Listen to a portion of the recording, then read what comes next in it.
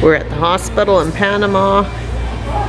There's Andrew. We're getting his colonoscopy done here because it takes too long in Canada to get done. And he's past due.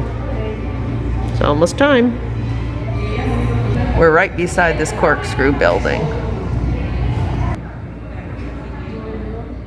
I had my colonoscopy done here in Panama a couple weeks ago, and it's a good thing I had it done. It's been before we left on this adventure 3 years ago.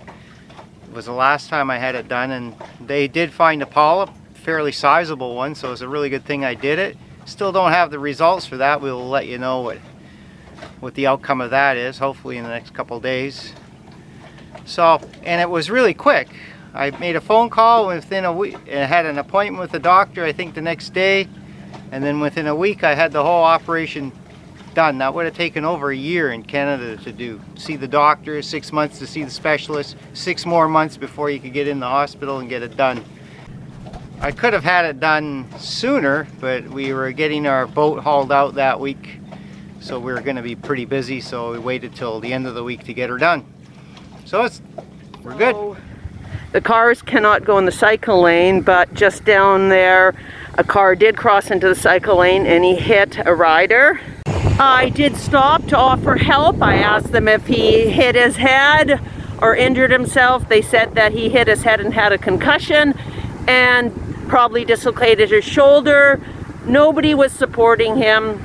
I suggested that they put his head between somebody's bent knees and support that shoulder. They were all just standing, hovering over him. They told me they were first responders and everything was okay. So what do? No support. Oh, here comes the ambulance right now, finally. Here they come, all in their hazmat suits. Hopefully he'll get some proper care now. They sure didn't want my advice. Poor guy. I'm really sorry, guy. They didn't listen to me. Surprise, surprise! What did the ambulance attendants just do? Immobilize his neck and shoulders. Come on, people, if you're first responders, you should know that! At the dinghy dock, I have to wait for Andrew to finish his ride, so I watch the pufferfish there. Trying to figure out how to get to the SkyTrain subway. Our walk from Reba Smith Transmedico to the subway. We have this little area here. Right now we're in the Tri-Store, Panama's Tri-Store. We're getting tires, new tires, water bowl cage, and we're looking for some parts for the Montague bike. Oh yeah, ball bearings. Spending money. Ka-ching, ka-ching. Well, I sit and wait. Yesterday, coming back from shopping, all of a sudden our outboard motor did some weird thing. I took the cover off and there was gasoline spewing from the top of the carburetor. So this morning I took the carburetor all apart. I noticed that there's a few screws and maybe check ball valves or something like that. They seem to be rusted and not moving, so that could be part of the problem. I think I'll go and see if I can find another carburetor and we'll put a new carburetor in there and hopefully no more problems. But I'll take the boat for a test drive now and we'll see if that's what I did already has fixed it, but we'll see. Our fridge has arrived! And the boat's still working. You got there and back in the boat. Oh, it's running great. Bob says it runs better than it did before. At least it's not wavy today, thank goodness.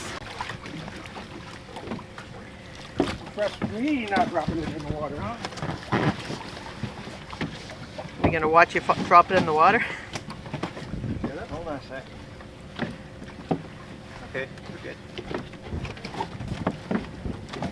A little bit harder than when you're in a house. Well, this is our house. See, something always happens when I say I don't have any footage for this week's video. Something happens. Dinghy motor dies, fridge comes in.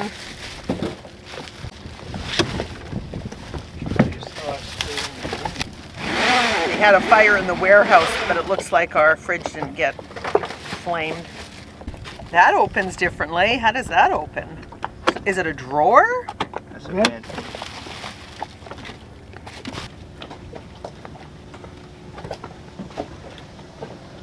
I missed that part.